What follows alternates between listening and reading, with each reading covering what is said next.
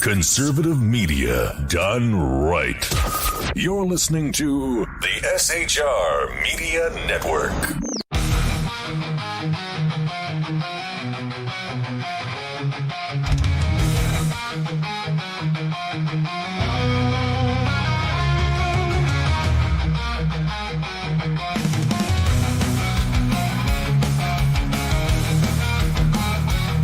Get ready for truth bombs, belly laughs, and the kind of accent that turns car into a two-syllable adventure. Here's your host, Sean.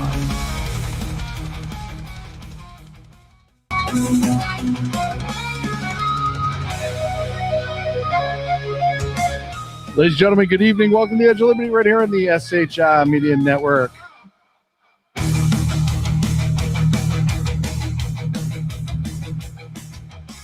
It is the 21st of January, 2026. Got so much to talk about tonight. I do have a guest, a little bit of a Minnesota insider. So she will be under the guise of anonymity and needs to be. But we're going to get a lot of information. Maybe information you didn't hear before, you didn't know before. Goes back into the history of the governance of Minnesota and the state itself. And it's all very pertinent in what we're seeing out of Minnesota today. And I will say, before you're like, well, Sean, it's just somebody that he had on that he put a mask in front of and is having her say all these things. No, I don't have that sort of pull.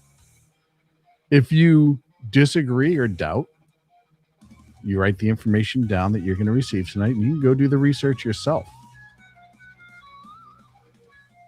Comes back to like that source document reading. You can figure it out.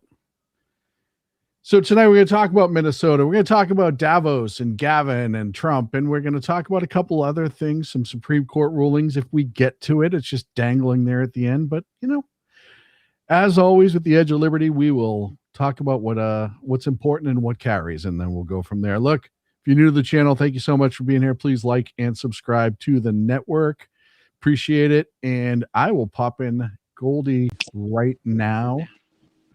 Goldie, good evening. Thank you so much for being here. Good evening. You can hear me? I can hear you just fine. You're live. You're doing great. All I had to do was say hello so far. Well, and you nailed it. So we're going to go to your home state, and this is something that you and I have talked a lot off air. And one of the things that you bring up a lot is there's so much more that people don't hear about as far as everything that goes on in Minnesota, and certainly everything that we're seeing in the news today. And I asked a question Monday night. You and I discussed this too a little bit. You know, why Minnesota? And it's a broad brush question, and there's not going to be any one answer, and I know that. But it's just, how come everything came to a head seemingly in Minnesota? With the immigration aspect, it could have been anywhere in the country where there was a large population of illegal immigrants. You know, we kind of get why the fraud happened in Minnesota in the sense of you have a large community that's very communicative with each other. Once somebody figures out how to game the system, it trails like wildfire. And so that part's not going to be answered, but why it wasn't covered and why it wasn't necessarily outed nationally sooner, and a couple other things. So thank you for being here. I appreciate your time. I'm glad to have you back. I don't even know where to start with this because I have so many questions I want to ask you about all of this, but the first one I want to go with is kind of the broad brushstroke. Why do you think this all bubbled in the cauldron of Minnesota and came to a head? And you don't have to be specific, but just the political climate is kind of what I'm looking for. Oh, easy questions first. I figured I'd get right to it. You know what I mean? I was trying to divine where you were going with this, and thank you so much for having me on. I've been listening to you and BZ, and probably a shameless plug for any of your curious listeners, is we had met at a Freedom Fest Yeah. out in Vegas about a dozen years ago. It's hard to believe it's been that long. And they're going to be back there again this July, as they usually do. Hope you guys, anybody listening, will attend Freedom Fest, the largest gathering of free minds. But in your question, one of the things that you wrapped into your very encompassing question was, why wasn't any of this fraud covered?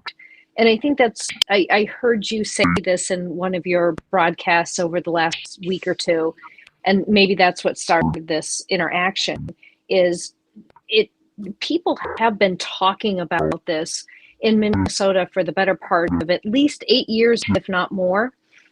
Even a major, again, we are drawing distinctions between mainstream media and independent media. But even a mainstream media outlet in the Twin Cities in 2018 broke a story about millions of dollars who were stolen from child care assistance programs. And at that time, I think there were regulations in place about money transfers, like the remittances, that money could flow out of the country.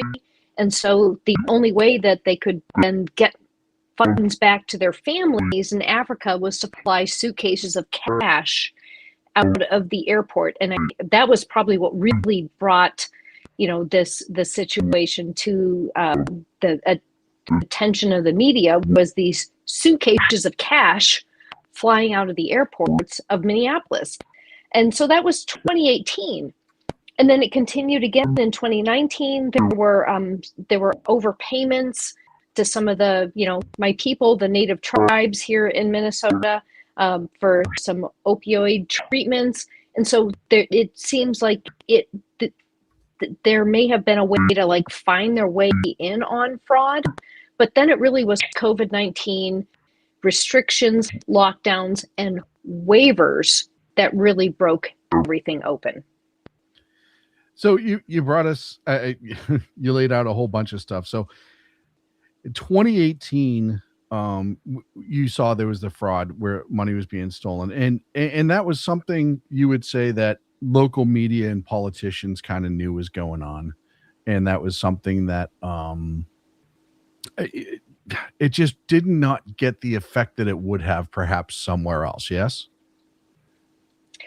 it was met with a certain amount of outrage at the time, locally, as people were like, why are you stealing this money? But at that time, it was $72 million that was alleged to have been defrauded from these child care assistance programs. So fast forward, 5 or 6 years into the Feeding Our Future, where you did have the Department of Justice, the U.S. Attorney for Minnesota was just like, oh, this is so bad. We have to pay attention to this.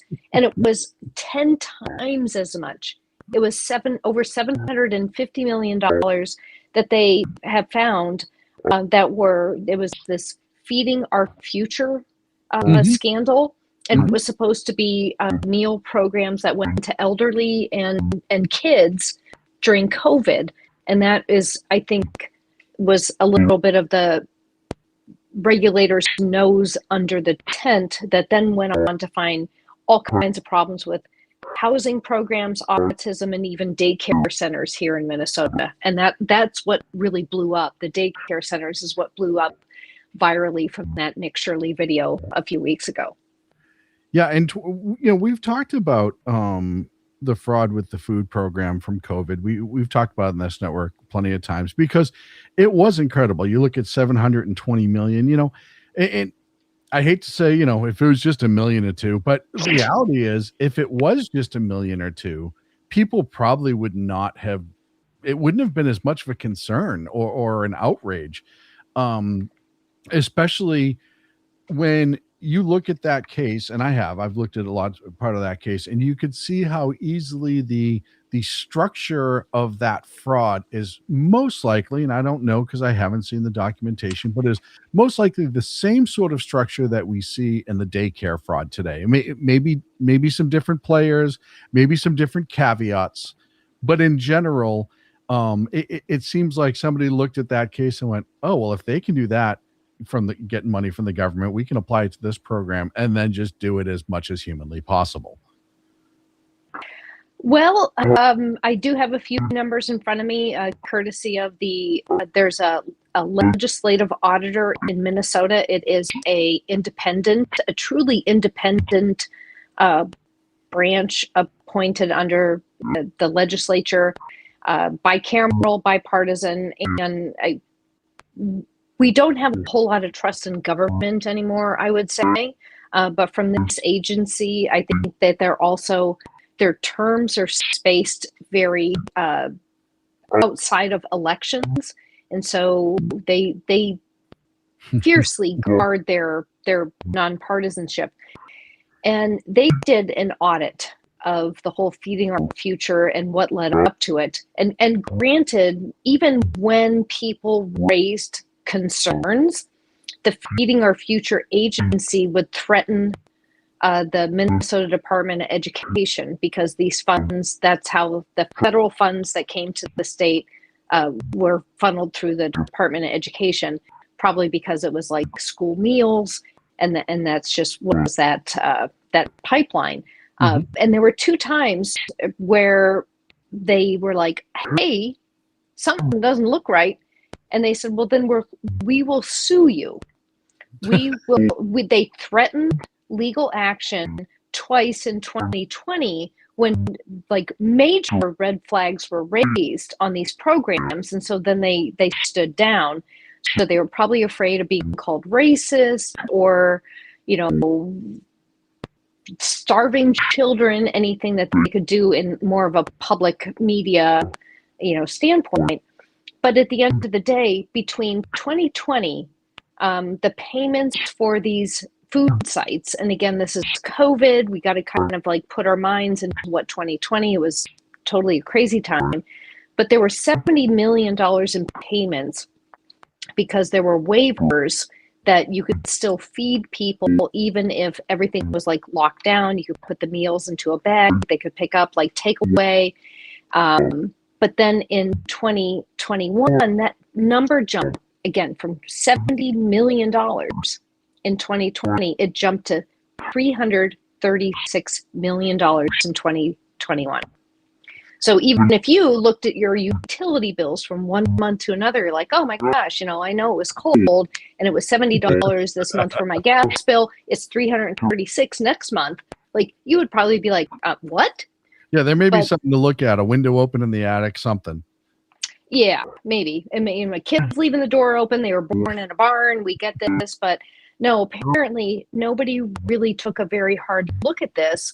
And that's where it seemed like there was just a culture of fraud built into this. Is we can't question this, whether they're going to sue us, or I know there are a lot of people here in the state who are saying that that money then came back to elected officials, and it's really just been very bonkers. And for those of us who work hard every day, we pay our taxes and think like we were working all this time, but we could have been opening up a daycare or and something that we could have been getting on this grift. If I'm going to be doing paperwork, I might as well do paperwork and not do any work next to it, and then make a ton more money than I am working my real job every single day.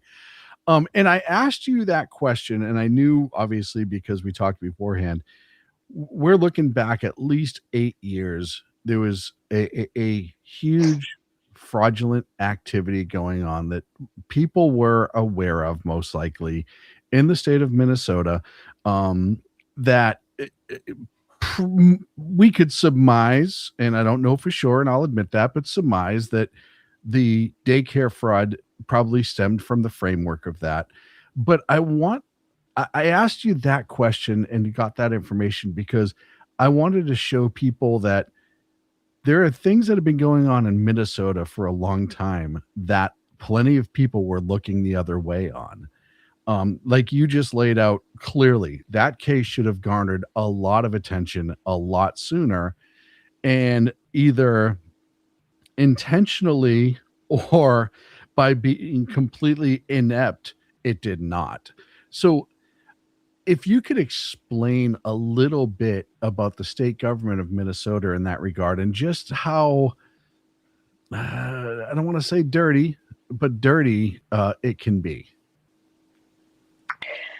Well, it definitely goes back a ways. I can't remember the last time that we had a Republican governor, because even that, when we look at the federal level, like right now, we have a sort of a more conservative or a constitutional majority on the Supreme Court because of retirements, and like Donald Trump, Bush before him, what they were able to appoint, because we've had such a Democrat leading majority in our governorship, and also it's flipped back and forth, some of the, whether it's the Senate or the House, but Democrats pretty much run the state, and then it just becomes kind of this self-feeding, is even if you happen to lose an election, the Democrats are in charge, then we'll just find a commission and park you there, get a salary for the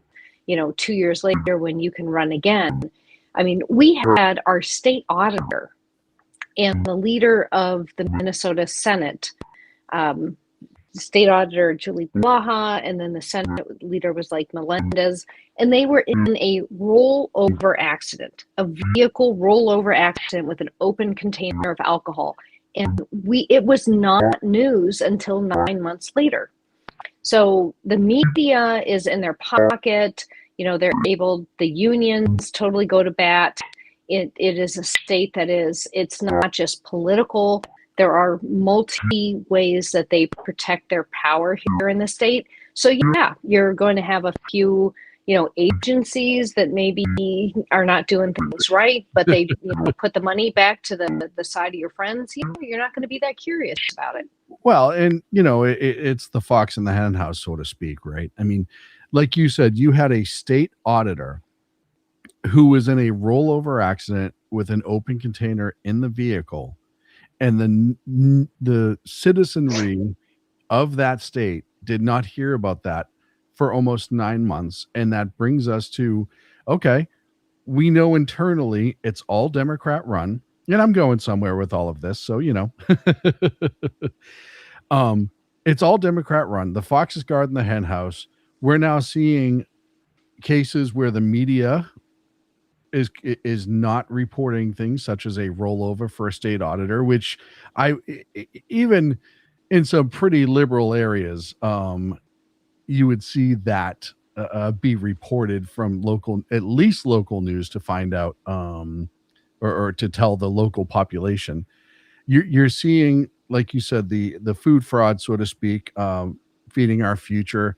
That's out of control. So you're already starting to set the groundwork for a government that is doing what it kind of wants to, hiding things when it has to. And now you brought up the media. How complicit is the media in the Twin Cities area? I mean, I don't know about complicity, but yeah, maybe they're definitely uncurious. I will give a shout out to the only reason we even have these stories, like the 2018, the reports of the cash, being on planes going, out of the Minneapolis airport, and then there was also in 2019 there were overpayments to Medicaid. So we have had a few outlets who have tried to, draw attention to the fraud stories, but I do think it has been more the breakthrough of independent media. I'll give shout outs here in Minnesota. One of them, even it's left of center, but you can still get to the truth from the left. There's the Reformer.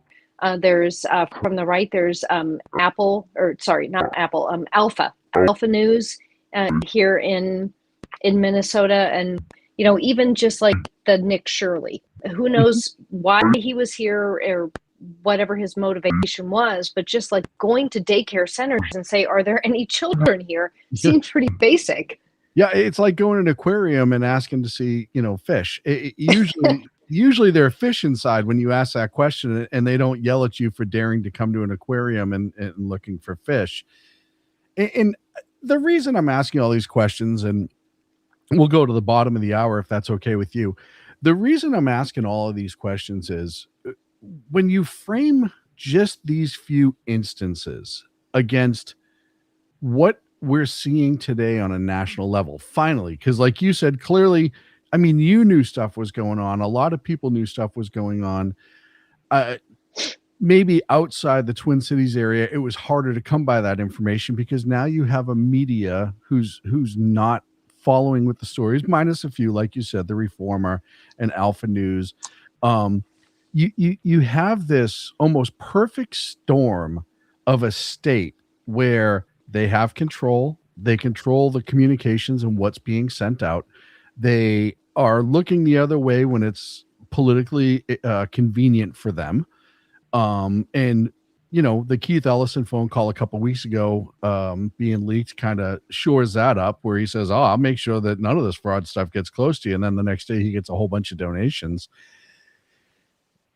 Do you think that's enough for people to understand how we got to today in Minnesota? You have your governor who is, he's your governor. You have this fraud case that's blown up. You now have the ICE raids that are going on, and the amount of people that are showing up to violently protest and intervene. Does it feel like could you have seen this perfect storm coming 2 years ago, or even a year ago when Waltz was running for VP? I think we saw the storm 6 years ago. In the wake of what happened to George Floyd, where people were mad, people were upset. I was upset, and again, before all the facts came out, is like you have this interaction between law enforcement, and a man. Definitely the other side tried to make it racial. But yeah, if you have somebody who is in police custody and it doesn't go well, like, nobody's happy about that situation.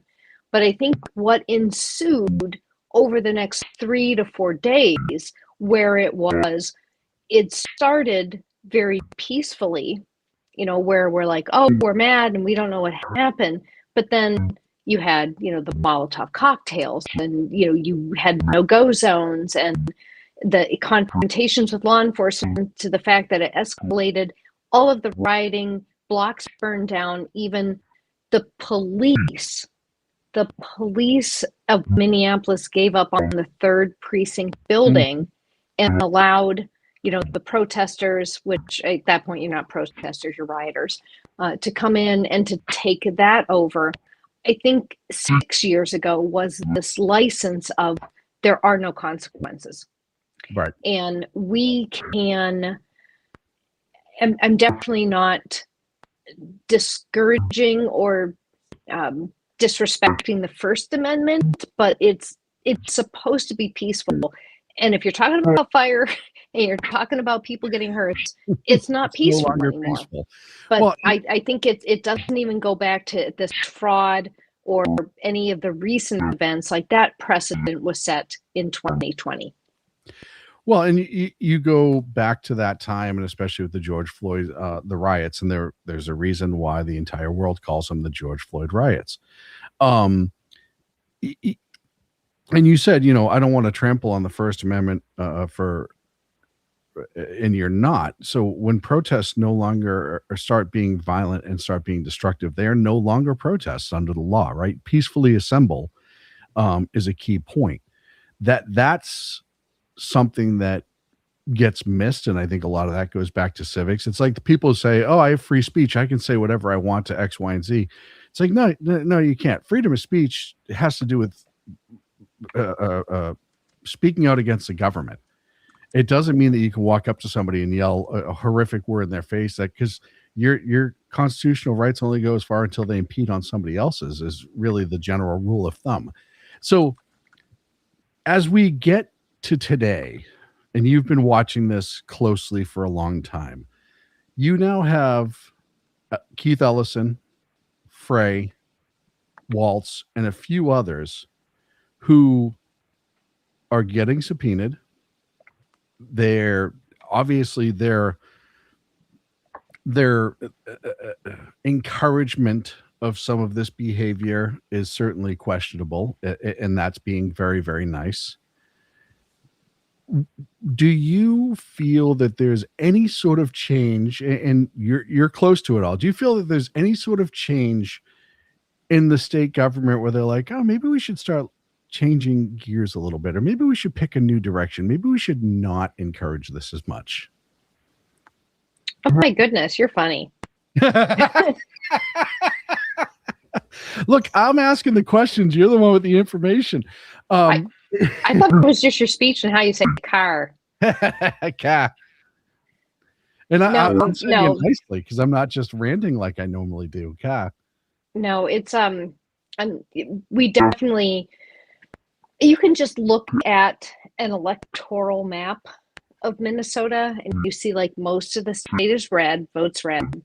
Few like metro centers still vote blue, but that is what really rubs us the wrong way in greater Minnesota, and that's what we call ourselves outside of the metro, is we are very dominated. It's the reason why I think that the foresight of our founding fathers to even have the electoral college at the federal level, we would love to have that at the state level, is we are dominated by the population center of the Twin Cities. Don't get their hands dirty, don't know that you need to get up at 4:30 in the morning to milk cows. During COVID, it was really, really stressful for us when, you know, because the chickens don't know about COVID and everybody's shutting down and staying at home, you know, and hunkering in place. As they're still laying the eggs, the piggies are getting fatter, the cows are giving milk. We have to get up every single day, even though, you know, when COVID broke, it was still February, March, is you have to take care of these farm duties. And then when, I don't know if it was medically indicated or even like a COVID thing, when they shut down the processing plants. And now you have invested 6, 8, 12 months into these livestock to bring them to market, and you can't process them. It was so stressful to so many of our communities that they just had to cull herds or cull flocks because they couldn't sell them, they couldn't process them. Nobody in the Twin Cities of Minnesota understands work or cares to the certain extent that they're like, oh, my meat comes from styrofoam, although they probably are all vegans and they don't wear leather either, you know, don't drink milk, it's oat milk and can't milk an almond. Animals, go buy them at the grocery store like other people. Yeah, so we definitely do not have a legislature in Minnesota that is going to change. The only thing that can change the direction of the state is going to be elections. Or, I mean, at least we should have a quiet few days because as I'm looking at the weather forecast, is we have very, very strong northwest winds moving in here. And I think the high temperature is not going to get above 0 for the next 2 or 3 days. So, I mean, we call it like Friday.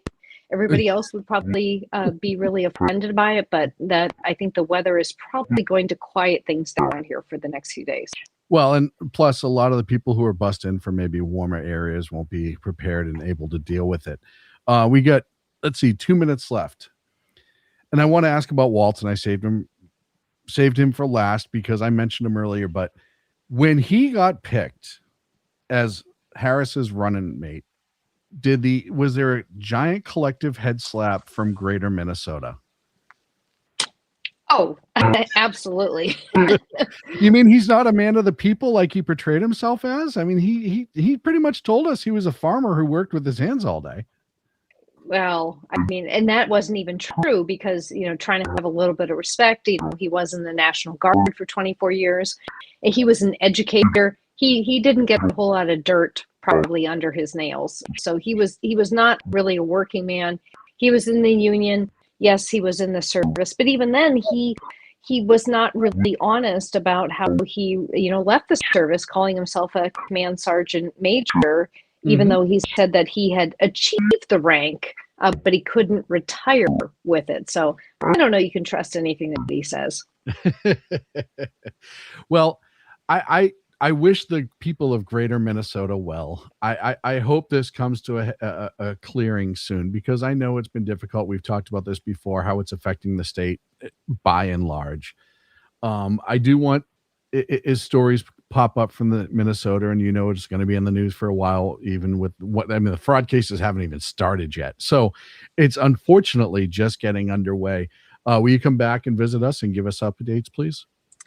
If it works out, that's fine. I see a couple of things in this. This is very new to me, but like a news station or newspaper for story sources, if you want to follow up with any of these folks, I'm happy to send it on. But, at the end of the day, we really just need, elections have consequences. We're going to do what we can here in Minnesota to change our direction, but nationally, I mean, we saw what happened in 2018. The Democrats had a huge wave. They took over the House. They completely stopped, Trump, and went into, endless impeachment and investigations. And I think that we need to let the small differences go to the side, because we already knows what happens if we want to try to make the small differences big between us. So I appreciate you giving me some time and insight on Minnesota. And next time, maybe we can compare hot dish recipes. I'm down for that. I love to cook. Thank you so much, Goldie. I appreciate you being here, and we'll touch base soon. All right. Cheers. Cheers. We'll be back right after this.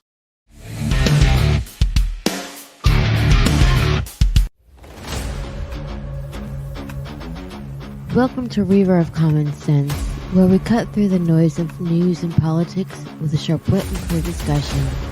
Tune in every Monday and Friday at 9 p.m. Eastern Standard Time for a refreshing dose of reality as we fearlessly tackle the tough topics with no nonsense, just pure common sense. Visit shrmedia.com to discover where you can catch River of Common Sense in action. He's here to amplify your inner logic. He may not always be polite, he may not always be refined, but one thing's for sure, he always tells it like it is.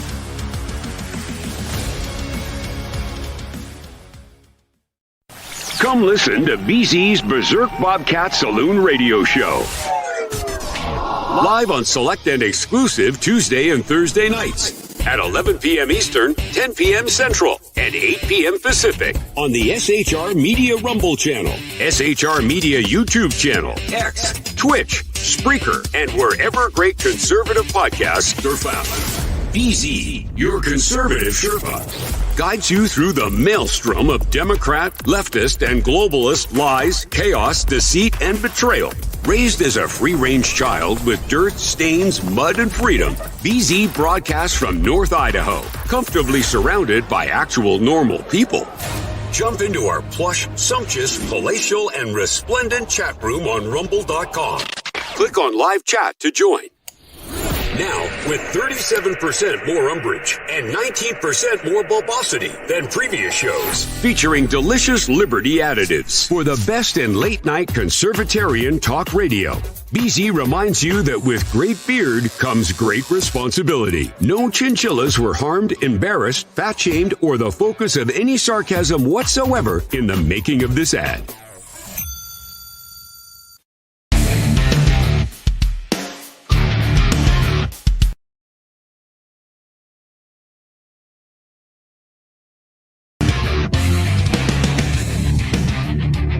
Ladies and gentlemen, welcome back to the Edge of Liberty right here on the SHI Media Network.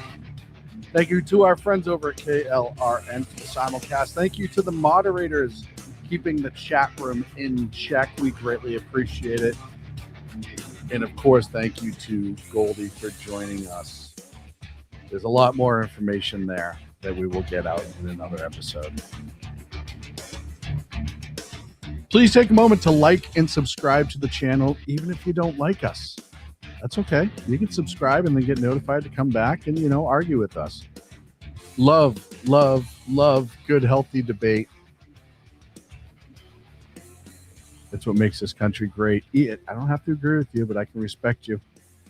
But you can also have a little fun. So, the World Economic Forum is happening this week. And man, this was just... I thought after Klaus died that you wouldn't hear about WEF all that often. I mean, it would still be a thing. The Democrats will get money. The Green people will get money. We all know how it works, yada, yada, yada. But then you find out that Newsom, who's supposed to be 3 miles from where I am, jumps on a plane on taxpayers' dollars, and he's all of a sudden in Davos, which is weird because he's not a world leader. And we couldn't figure out why, for the life of us, he would suddenly go over to Davos, and then, well, we saw it. Wait, that wasn't. No, I'm sorry. I got the wrong one. That was it. He actually was there and he did a photo op with Alex Soros, of all people. Now, we know that Gavin, he's got a little bit of an ego, which is why he would put a taxpayer bust of himself in the San Francisco City Hall. I mean, and we all know he's running.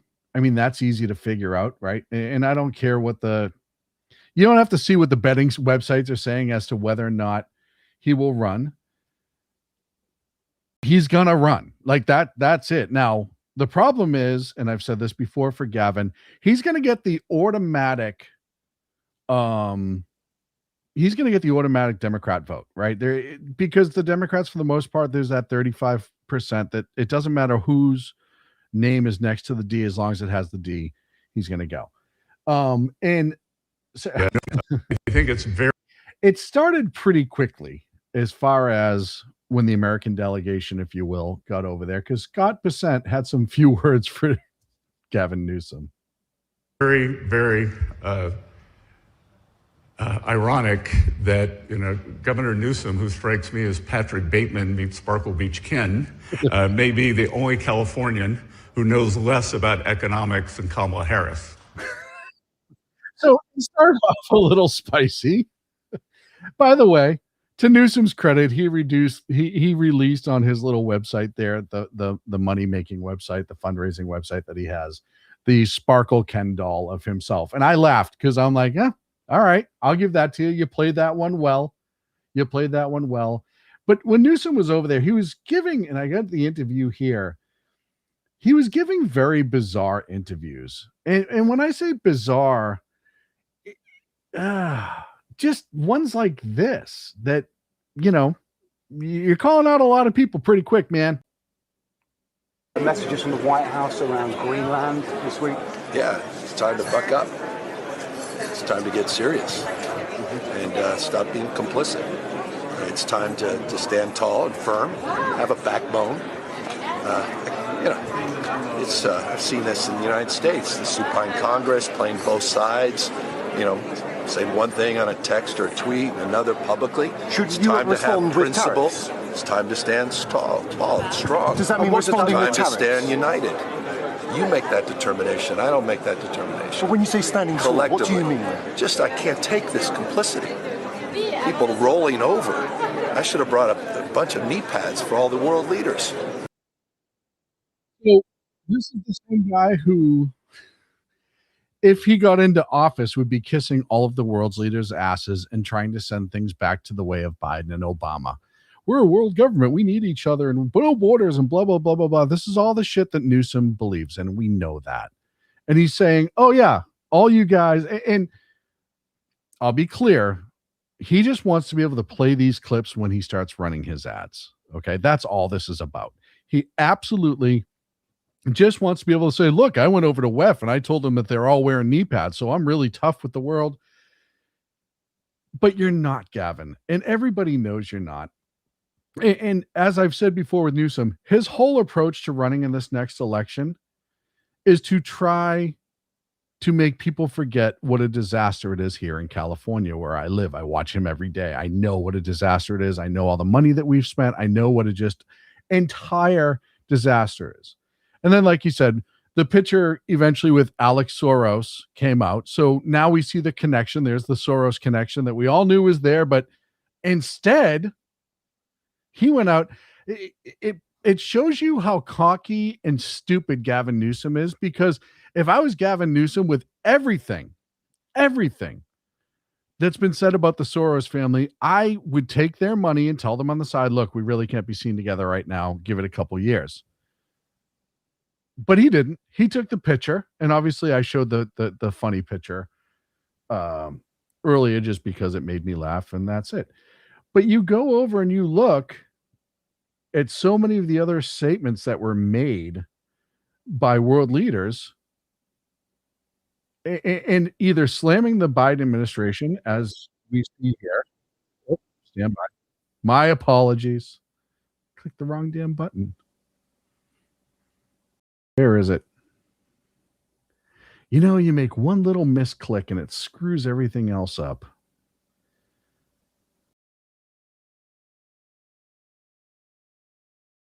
I'll get to it, folks. Let's see. I completely backed out of all my clips. I apologize. It does happen. Oh, here we go. You see world leaders, as much as Newsom's over there shitting on Trump, you see world leaders who are actually saying, you know, maybe Trump has done some good things from even our perspective, like this. Question to the audience. I mean, many of you, I know, criticize Donald Trump. But do you really think that without Donald Trump, 8 big economies in Europe, including Spain and Italy and Belgium, Canada, by the way, also outside Europe, would have come to 2% in 2025 when they were only on 1.5% at the beginning of the year? No way. Without Donald Trump, this would never have happened. They're all on 2% now. Do you really think that in the summit in The Hague, as already Alex was saying, sorry, the president of Finland was saying, that, and here... Yeah, so what he was saying is, hey, Trump got the EU, essentially, and Canada to come up to the level of funding they were supposed to be at. This is specific in NATO with their defense budgets. And that's something that we've been talking about on this network and in this country for a long time. We fucking fund NATO. At the end of the day, we fund the majority of NATO. And all we've asked time and again is, hey, do me a favor, all you other countries that we provide defense for, can you just, I don't know, act like you're fucking trying, right? And they finally did. And then Trump showed up, and Trump gets on stage, and he was very Trumpian as well. It's really funny to watch Gavin Newsom sit there and tear apart all the world leaders for not standing up to Trump, and then it sits there.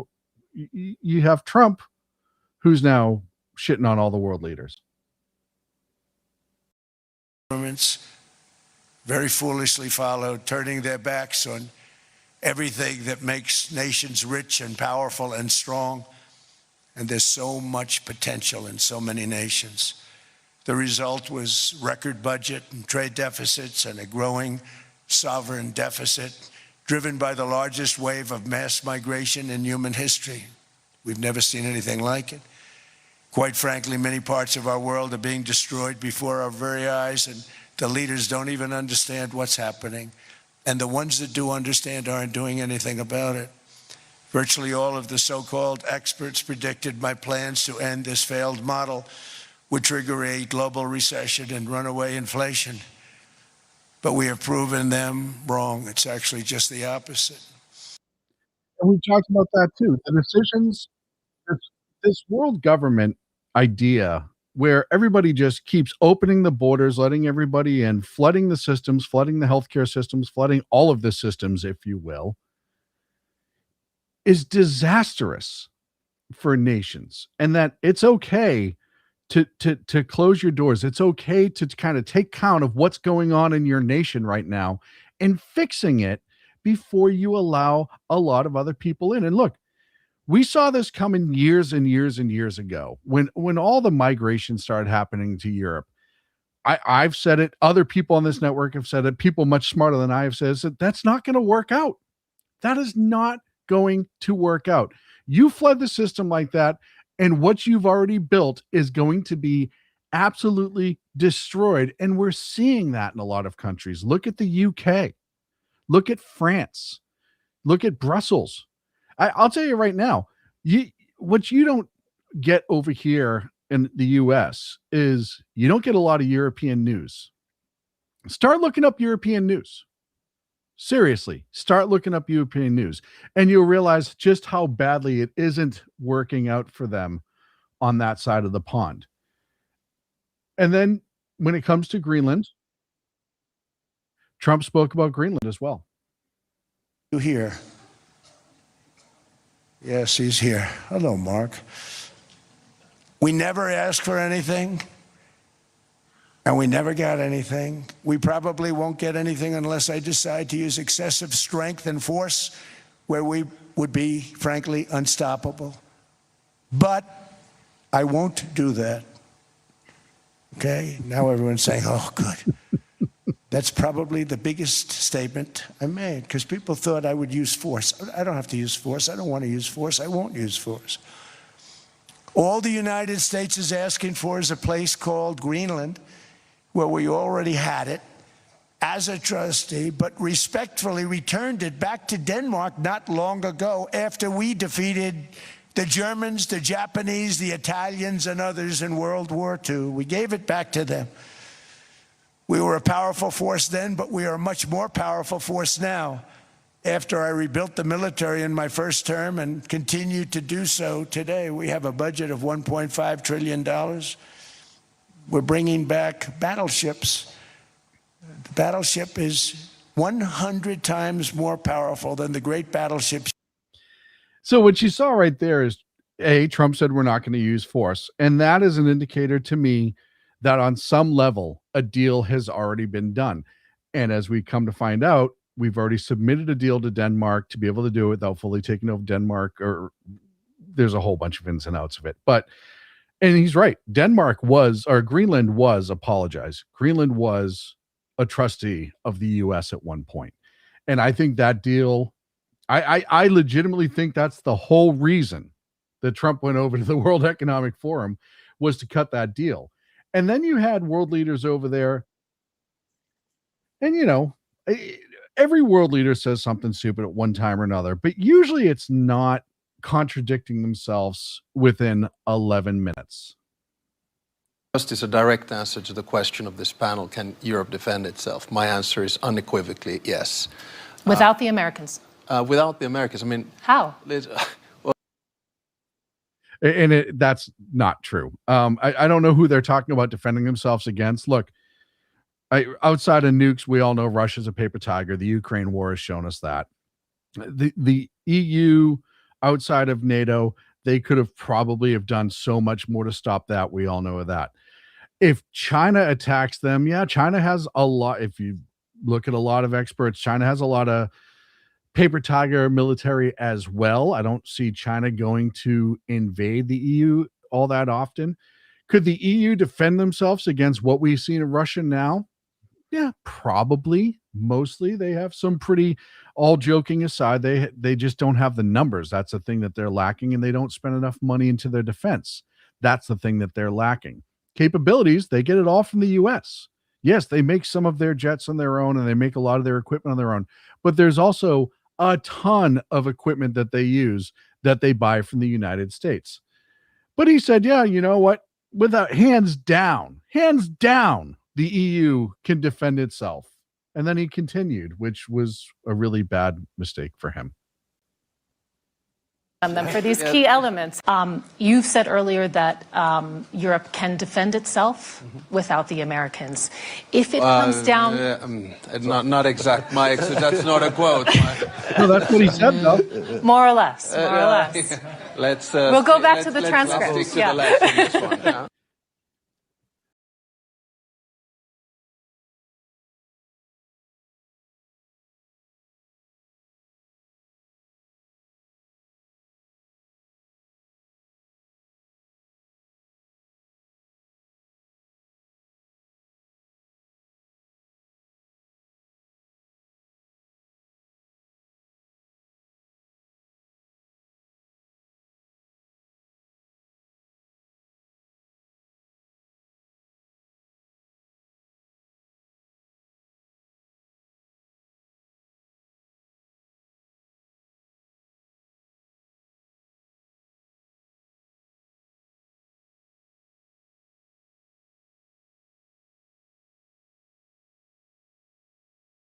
So statements from me will not add anything here. And when it comes to the Arctic, I think President Trump is right. Other leaders in NATO are right.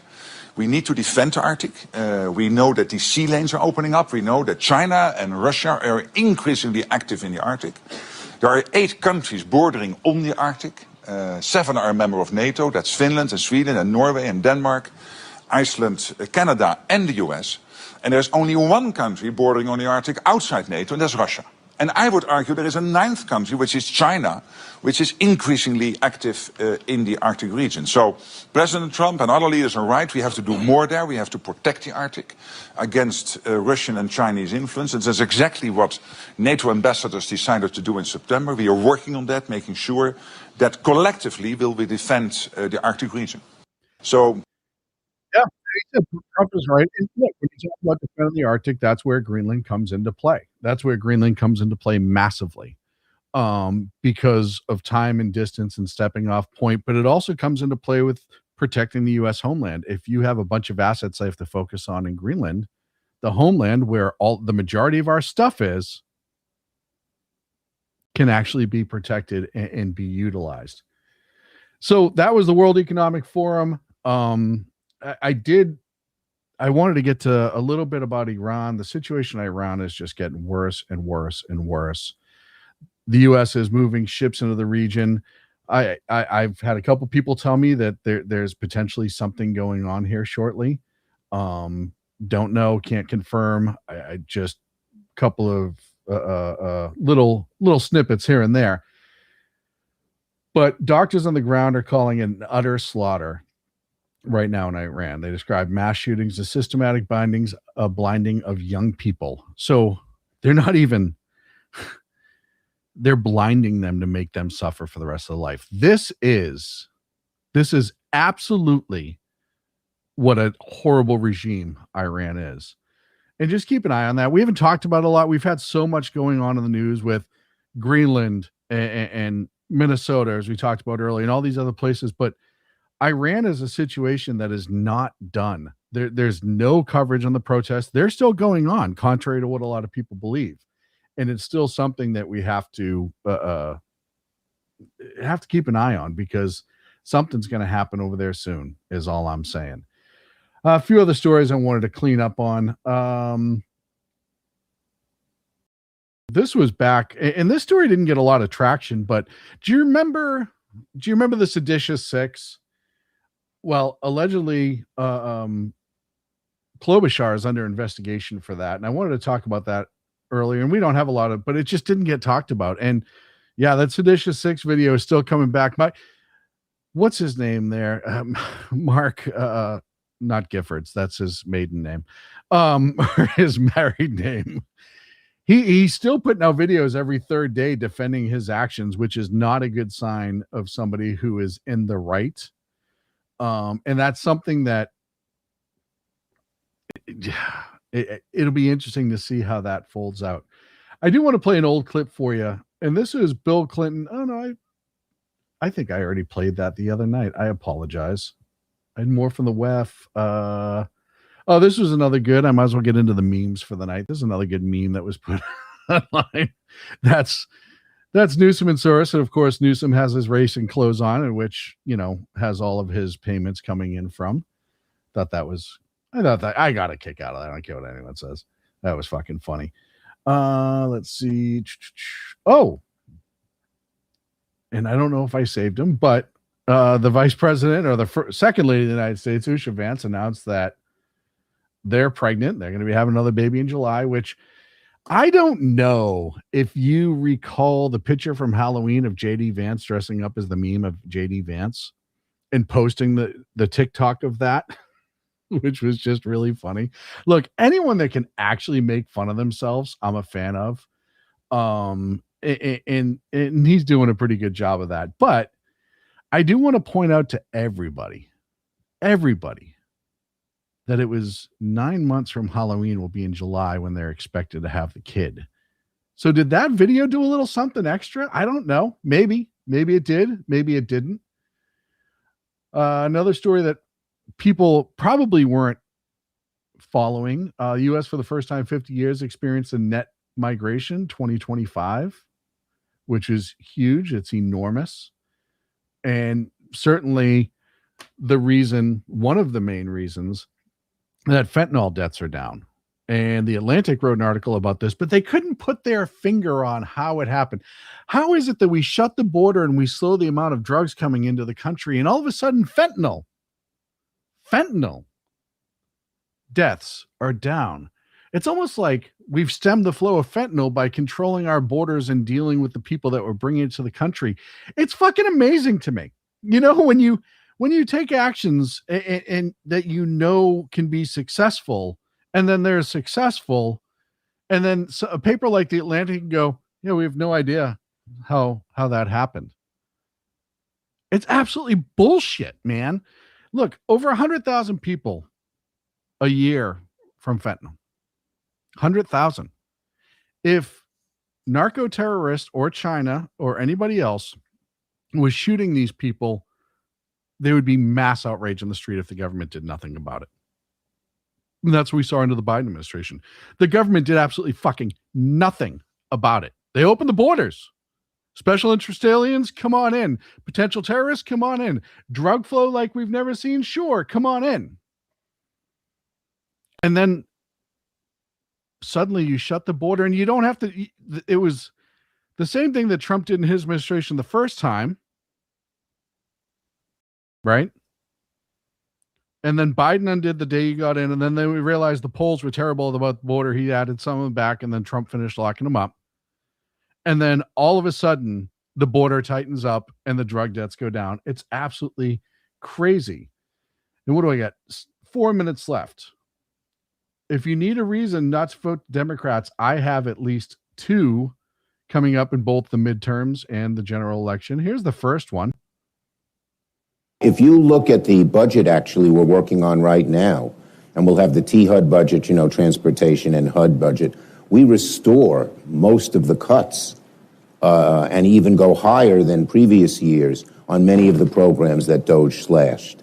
When I met our nominee for HUD secretary, then he was nominee, he talked a nice game, but he doesn't seem to have the clout to make those views prevail over the DOJ people, over the cut people.